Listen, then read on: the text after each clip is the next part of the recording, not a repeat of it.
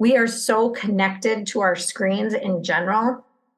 And I think that there is such a benefit in putting the phone away and just being in the present with whoever you are or whatever you're doing. And it's really hard to do.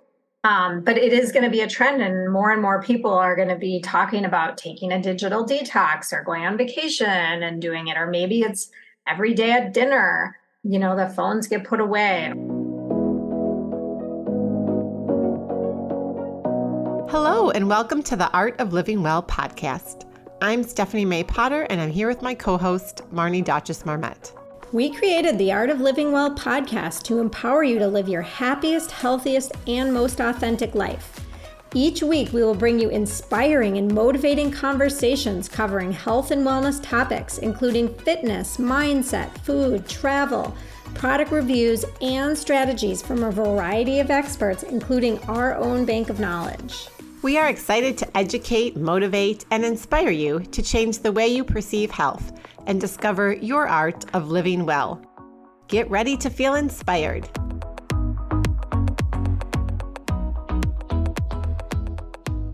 Hello, and welcome back to the Art of Living Well podcast. Happy New Year, everyone. We hope you had a wonderful holiday season and were able to take some time over the last couple of weeks to spend time with family and friends and maybe take a break from work. And today's episode is one of our favorites. It's the New Year health trends for health and wellness. And we just love doing this episode. We love the research and seeing what's going to be on the horizon and things that, reflecting back on what we talked about last year and what's going to be coming forward in 2023 to help you on your journey to finding your art of living well. But first, a quick word from our sponsor, Shield Your Body.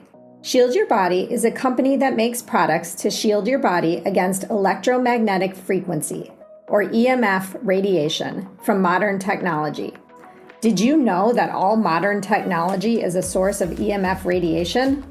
Cell phones, laptops, Wi-Fi, even your refrigerator is a source of EMF radiation. And each year, we are exposed to more and more EMFs. There are literally thousands of high-quality, peer-reviewed scientific studies demonstrating clear links between exposure to EMF radiation and a wide range of negative health effects, from anxiety and infertility to sleep disruption and cancer. Fortunately, there are easy ways that you can reduce your EMF exposure right now that cost you absolutely nothing. After reading the Shield Your Body guide, I stopped using my AirPods, something I used daily for hours sometimes, and have switched back to the old school wired headphones. And for me, after reading the Shield Your Body guide, I really put my foot down and insisted that my kids keep their cell phones and their laptops out of their bedrooms at night while they were sleeping. And I've been working on Jordan as well. And I think after reading the guide and listening to our podcast, he has finally agreed to do that. So download your copy of a free guide at shieldyourbody.com to start improving your health right now. And be sure to check out our episode number 123 with our Blank, CEO of Shield Your Body. So Marnie, let's dive in and get started. Yeah. So like Stephanie said, we love this episode, and it's fun to see some of these trends continue from last year and some of them are totally new, right?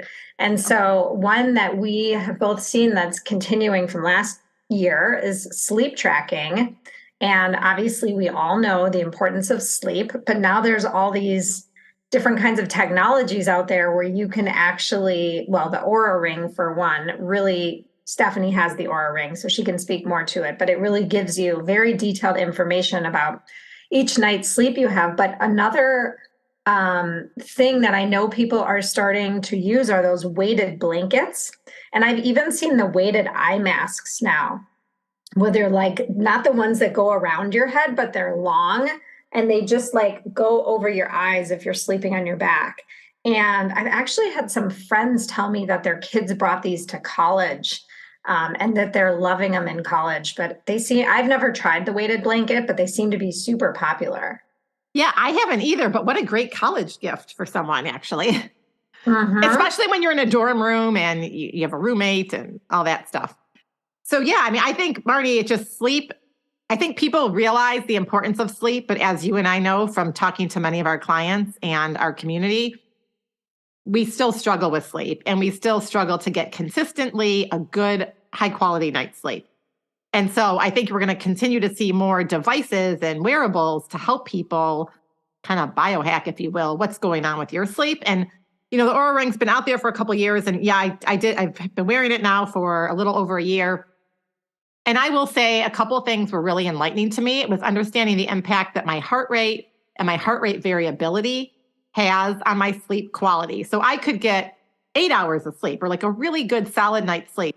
Or if I was drinking alcohol, I will notice that my heart rate variability isn't what it normally is, meaning that you actually want a high heart rate variability and those things go down. And I also notice when I'm stressed that impacts my heart rate variability, which impacts my quality of sleep, which impacts my readiness. So how well rested and recharged do I feel the next day? And that's ultimately what you want. You want to feel like amazing and energized the next day, not waking up even with 8 or 9 hours and feeling like groggy and like you still can't move. It's just provided accountability to me. And it's, everyone's unique and to what they need to help keep them accountable. And it's just something that has been really helpful. Well, and I was just going to say, like, thinking about all these wellness trends, they all kind of feed into one another, because you and I were talking about how there's this trend of people starting to eat dinner earlier, which is kind of funny, right? Like, you talk about the old people going to dinner at 5 o'clock, and the early bird special, we could get a better early deal. Bird special, you're coming in at 7 and all the older folks are leaving because they're finished. But in reality, for your sleep and your digestion, it's actually better to eat on the earlier side. So I think it's interesting that that's a trend. And I know for me personally, I like to have time to take a walk after dinner. And when you're eating, at 8 o'clock at night, oftentimes that's not possible. Also, I find that when I do eat later, my sleep, it's just harder for me to fall asleep. I feel kind of like just heavy. And I don't like that feeling at all. So I'm personally all for the trend of eating earlier. I agree. I love it. And, sometimes actually with kid activities, I found I've had to eat earlier. So it kind of forces me into that like between 5 and 6 o'clock is like my ideal time to be eating. So so sleep is still going to be a priority for everyone. And also just like creating the environment around your circadian rhythm, meaning that you're really like rising when the sun rises, depending on the time of year and where you live, and going to bed when it's dark. But just that's what our bodies were kind of designed. And that's how we thrive in that sort of cycle, if you will. Well, and it's funny because I've heard people, you hear people say, oh, I can't go to bed early. I can't fall asleep. I'm a night owl. I need to stay up all night, or whatever the reason is. But if you think about it, if you turn off all of the devices in your house and all of the lights, and you light a couple candles, and then tell me that you can't fall asleep when it's dark outside and everything is calm, and then, wake up when the sun comes up, right? Like, that's what nature intended for us. Like, if you're out camping in the wilderness with nothing, you're typically going to fall asleep when it gets dark out and wake up when it gets light out. Yeah. Because that's what our body's natural rhythms are supposed to do. Absolutely. And I know it seems hard and impractical, but just try it. Pick a time, a couple days where you can do that and see how you feel. Just test it out. So the next one we want to touch on, it's just kind of a movement in general. And there were a lot of different themes that came up into this movement bucket. And one of the ones that I really liked seeing, which I've actually been doing just because of my personal schedule, are these movement snacks. So moving for short bursts of time, multiple times a day. And I think for a lot of people, we used to think, oh, we have to go to a gym. This is kind of pre-pandemic, and work out for 45 to 60 minutes. And it had to be this like long workout or doing a class. And if we didn't do that, then we didn't consider that we moved our bodies for the day. And I think these like short bursts, and not necessarily an intense workout either. It could be multiple walks throughout the day because that's what your schedule allows, or doing a quick 10-minute or 15-minute Peloton, class. You're still moving your body, and actually it could be better for you because then you're not sitting and just being stationary for as many hours as I think a lot of us are finding ourselves. Well, and there's also a trend to not go so hard on our bodies, right? Like maybe doing more yoga, or like Stephanie mentioned, walking or Pilates, or some of the movements that are not so hard on the joints, where you're pounding on your joints. Because I think, for especially in the 80s, but even recently, there's been a lot of excitement, I guess, for people to do those like high intensity workouts. And I think people are starting to realize that that can be really tough on your body and even sometimes on your mind. Like, even though I like those kinds of workouts, it's probably better for me mentally and physically to not do them. Mm-hmm. Well, we've talked about this before, right, Marnie? Given our sort of doshas, our constitution, if you will, and we won't get into all that right now. We've talked about it on other podcast episodes. But if you're already kind of high strung and high wired, or you're in a stressful period of your life, or your week is stressful, adding more physical stress through a high intensity workout is probably not going to suit you. And so that's where like the gentle calming yoga and more yoga nidra and walking and Pilates and gentle workouts are really going to help your overall nervous system reset and create an environment for your body to thrive, because your body realizes, oh, it's safe. Versus when you're already stressed about something and then you're doing a really stressful workout, it can cause too much stress on your nervous system. And it's funny, I think I was at like a party or something, and I was talking to a woman, and she was saying that her daughter, who was like a college athlete, right, said, Mom, like walking is sort of like the new cardio. So instead of like getting on the treadmill or running or being on the Stairmaster or all those things that, I used to do way back in the day, just walking.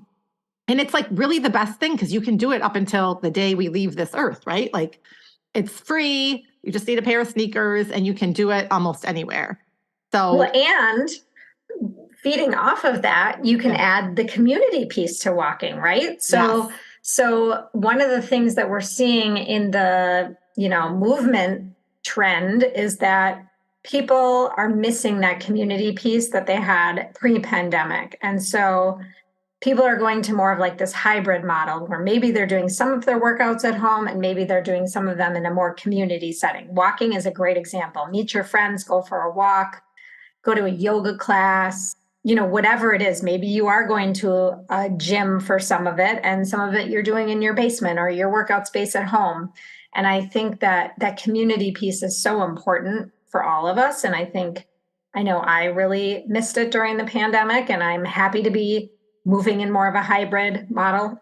I completely agree. And I think we're just still seeing a lot of people are still feeling lonely and disconnected. And so I think there's going to be, in addition to fitness studios and gyms, just a general trend for more community-based programming. So maybe it's not a gym, but it's like baths are becoming very popular. And so there's this trend across the US for this communal bath, which is very popular and has been for many, many years in Europe.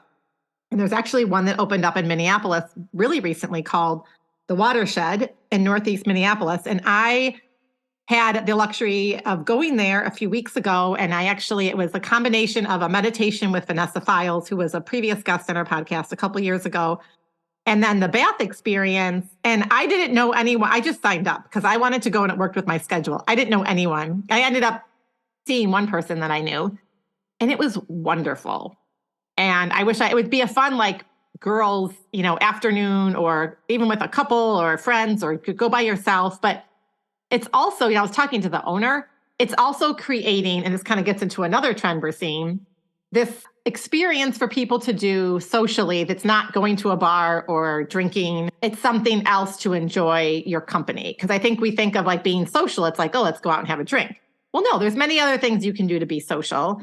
And this bath community experience is one of those. And that kind of leads into one of our next trends that we're seeing, where people are being they're sober curious. So they're thinking about drinking less. They're thinking about the effects that alcohol actually has on your mind and your body, which are pretty intense, right? Like we've talked about, there's a Huberman Lab podcast that really goes into detail on the effects of alcohol on the body. And I think everybody should listen to it. I sent it to my college age kids, but the idea of mindful drinking and not just going out there and getting loaded because you're at a holiday party or whatever it is, but like, or maybe you're being sober curious. Maybe you're doing a detox, in January when we do our 14-day detox. I'll probably take most of January off and not have any alcohol. I've been doing that for the last few years and I've really enjoyed the experience. And I was also just going to say that we had a guest, Jen Gilhoy. I'm blanking on what episode it was. I think she was 139. Okay, episode 139. And she talks about her experience with sobriety and how people can become more sober curious. And it's a really good episode.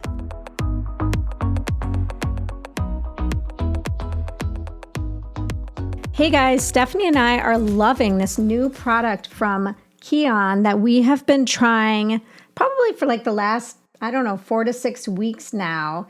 It's Kion Pure Plant-Based Amino Acids. It's a premium blend of essential amino acids in a convenient, delicious drink mix. I really like the cool lime and the mixed berry. And these are fantastic for before a workout, after a workout. You feel energized. It boosts athletic recovery. It supports really lean muscle mass. There's all 9 essential amino acids, and there's no artificial ingredients, which we both love. When I was traveling, I didn't bring them with me, and I definitely noticed a difference. So I highly recommend trying. Like I said, it's great before and after your workout. Kion also has some other products, a couple we want to mention. They have mold-free coffee, which is fantastic for people that drink coffee. And they also have a great whey protein powder. My daughter has been using it in her smoothies on a daily basis.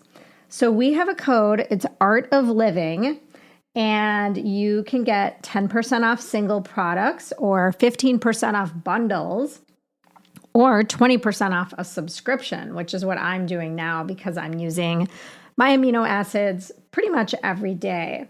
So go check out www.getkion.com and use the code Art of Living.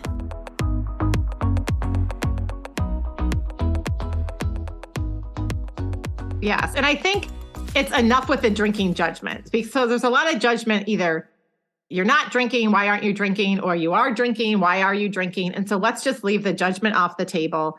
It doesn't have to be an all or nothing. Like Marnie said, be sober curious. So explore some weeks or periods of your life, January being a great one, to just take a break and see, how is drinking affecting you? How is it affecting your sleep, your mood, your energy? What are you doing now that you wake up, that you're, on the weekends and you're a little bit more energized? And the good thing is there's tons of NA spirits, and Jen talks a lot about this on the podcast, so we highly encourage you to listen to it. But there's a lot of options now, and I love going to like a really fun new restaurant, and they have this whole NA cocktail menu. And I was just somewhere at like a book launch signing last weekend, and I didn't want to drink. I was driving. It was kind of far away. And they made me a really fun cocktail. And so just ask them. And the bartenders are really open to like being creative. And it's not just like soda water and limes, in your drink. There's some fun NA beverages out there. And as we're talking about, being sober curious or taking a detox or a break, let's talk about a digital detox, because I think that we all need the digital detox, right? And absolutely. The first step is being mindful, like how much am I, on my computer or on my phone? Are you wasting time? Are you enjoying the time you're on your phone? And it's not wasting the time, but we are so connected to our screens in general. And I think that there is such a benefit in putting the phone away and just being in the present with whoever you are or whatever you're doing. And it's really hard to do. But it is going to be a trend, and more people are going to be talking about taking a digital detox or going on vacation and doing it. Or maybe it's every day at dinner, the phones get put away. Or maybe when I'm in person, live in the flesh with another person, I am not going to pull out my phone. Absolutely. I think and it's tough when you have kids and teenagers. We have this conversation at dinner. all the time. We'll start with no phones, and then someone will want to. The problem is we have a question, like a question comes up and someone's like, oh, I'll just check Google. I'll just ask, I'm like, no, we're in the middle of dinner. Yes, I want to know the answer to that, whatever the question is, but we're going to wait. We're going to take time. I have a little basket I try to use called the phone home, where the phones go in there if we can't appropriately manage them. And we had a great guest talking about specifically raising kids in a digital world. And we talk about some just techniques that I think would benefit anyone, regardless of whether you have kids. And that was Tracy Foster, who's the co-founder of Screen Sanity. And that was episode 145. So that's another one if you want some inspiration or just strategies and tips to look at. And I think the other thing too, Marnie, and you and I have talked about this on our podcast, I've heard it on many other podcasts, is we feel like we always have to be consuming information. And so we feel like if we can't just sit still and just be by ourselves with our thoughts, that when we do have a break, or we are on a walk outside, that we always have to be consuming other people's information, whether that's a podcast or a book. And I am the first, I am a big offender of that, but it's something that I've been really focused on at least once a day, or at least for 15 minutes, going outside on a walk and not having my phone. Like I may have it with me, but I don't even bring headphones with me or anything. And I'm not listening to anything. Because I think it's so important for us to be with our thoughts, to kind of like be able to breathe calmly, think about like what makes us happy, what's going well, experience the joy of nature, whatever weather it is. This morning, after I shoveled, I'm like, you know what, I'm just going to go on a walk.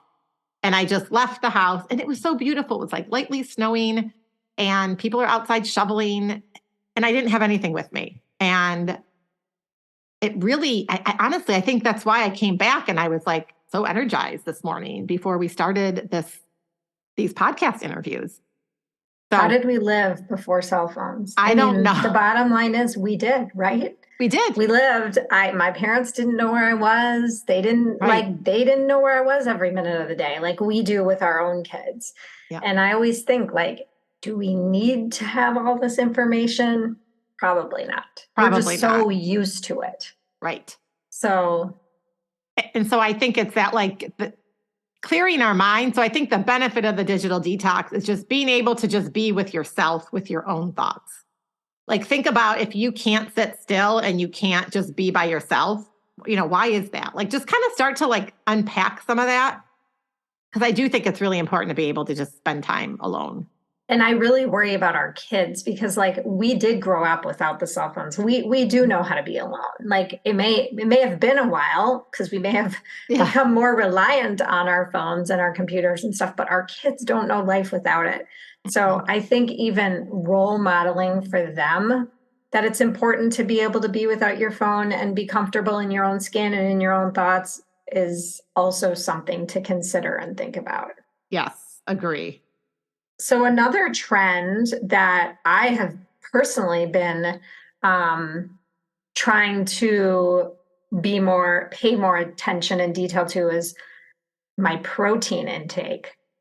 I think we've heard so many things over the years, high protein, low protein, blah, blah, blah, high carb, low carb, all this different stuff. But at the end of the day, there's been so much research coming out that we all need a decent amount of protein, right? And especially as women, as we think about our longevity and our strength and, our muscles and our brains and all of that. And I have been tracking, I'm not usually one to track anything, by the way, but I have been tracking my protein intake the last 3 weeks. And I have discovered that I do not get enough protein on a daily basis. So for me, I've been on my own personal journey on how to up my protein without upping, more animal protein, maybe a little bit, but I don't eat a lot of animal protein. And it is a challenge, let me tell you. It is. I think, we've talked about this on a couple episodes, Marnie. When we did your HTA, you talked about it being a challenge. We had Angelo Keeley, who is the co-founder of Kion. He was episode 152. We've both been taking the Kion aminos, which really does help. I notice like a big difference. Like I can go a longer period in the morning where I'm even hungry. And it does really, like I don't even need caffeine either. Like I'm feeling really good. So I think those amino acids, those essential amino acids, is really helpful. But I'm seeing this a lot with all my one-on-one clients is not getting enough protein. And then a lot of times that means you're gravitating towards, processed food or snacks in the afternoon or eating just more carbs. And I think one of the things that was really insightful from Angelo's episode is you can get enough protein from eating a 100% plant-based diet, but it depends on what your goals are because those foods tend to have more carbohydrates and more calories, ounce per gram of protein, if you will. And I do notice, I think I've been focused on this for probably maybe a year or 13 months. And I'm not it really helps with my cravings and not snacking when I'm eating more protein and I'm more mindful of it. So even energy level, I've noticed. And you mentioned the Kion amino acids, and I have been taking those daily since I learned about them. And I really, really can say I feel a difference. So that tells me that my body, I need that protein and I'm still not getting enough. So what is enough? As Angelo mentioned in the episode, it's different for everybody. But one way he said to figure out how many grams of protein you may need, depending on, your age and your health and all this stuff. But what I've been using as my ideal body weight, trying to eat that number in grams of protein per day. Yeah. And that's hard. Which is way more than I am consuming. Right. And I think for women, what I've seen too, and this is speaking from myself, is someone maybe said, oh, you should eat a certain way, or you should eat less of certain foods. And then we kind of just fixate on what someone else told us as a guidance. And we're not here to tell you what to do, obviously. But I think you need to listen to your body. And like Marnie said, she noticed a big difference in her energy and how she feels. And I know you've talked a lot about your workouts being better and you're building more muscle. So that's how you feel. So listen to your body, right? And then yes, find clean sources of protein and not just eating beef sticks and, deli turkey is the way to get your protein. We're not necessarily advising that. And, reach out to us if you want to have a conversation about this specifically for you, because we're here, we're there for you. And everyone's different. And you do just need to tune in to what your body needs and do a little science experiment. Try tracking it like Marnie's been doing for a few weeks and see how you feel. Another trend that we have seen over time, and this may or may not be legal where you live, is microdosing mushrooms and also alternative beverages that contain THC. And I personally have no experience with either of those things, so I can't speak to them, but we are going to be hearing more and more about them in this coming year. Yes. And I think this is definitely a trend because partially there's been a lot of research done with veterans and PTSD and mental health and lots of trials or studies, if you will. And we have interviewed 2 different guests. As of the dropping of this episode, one of the episodes will have already been released. And that was episode 135 with Allison Crosswaite. And that was specifically talking more about psilocybin. But she talks a lot about just what microdosing is, difference between a microdose and a macrodose, and how that can really help you in many areas of your life. So not just with PTSD and depression, but also she talks about just rewiring those neural pathways. And so some of the old programs and stories we've been telling ourselves from our childhood that are impacting our current lives. And I think a lot of that, sometimes we use alcohol and drugs as a way to escape the reality of our lives or escape the emotions that we've blocked. And some of these microdosing experiences allow, kind of the opposite to happen. So you're really opening up the neural pathways and creating more possibilities and making changes to your life versus using the numbing mechanisms to just tune it all out. Well, and as a side note, a lot of people report that they don't feel the effects that you feel from alcohol the next day. And that's something to consider as well. Absolutely. And I've even heard people who are microdosing that the taste of certain foods that were maybe foods and drinks like wine and maybe sugar have changed. So it almost changes your need for some of these other substances too. So you may not crave or the wine may not taste good, or the chocolate or the sweets that you were maybe, overindulging in don't even taste good anymore, which I find to be interesting. If it's something going on in your brain that's triggering that. It's very fascinating to me. I'd love to learn more about it. Yes. In any case, these are some really fun wellness trends, like all of these trends we just talked about. I just love hearing about them, trying them out, and then seeing what works and what doesn't work. And that's what this is all about, right? Like seeing what works for you. Exactly. So maybe you pick one of these and focus on it, or do a science experiment with yourself. Purchase maybe one of these devices or products that we mentioned and see how it goes, and let us know. Reach out. We'd love to hear from you. What's working? If there are other trends out there, we'd love to hear from you as well. Yeah. So reach out to us and let us know. Like Stephanie mentioned, we would love to hear if there's some big wellness trend that we missed that's not on our radar. We'd love to know what it is. All right. Have a great day, everyone. Happy New Year. Thank you so much for listening to the Art of Living Well podcast. We are so grateful that you joined us today. If you enjoyed this episode, please share it with a friend or anyone else you think may benefit from this information. We'd love for you to subscribe to our podcast, leave us a review, and tag the Art of Living Well podcast on social media. If you want more inspiration in between episodes, you can find us on social media at theartofliving_well on Instagram and Facebook, where we will share snippets from our daily lives and our journey to living well.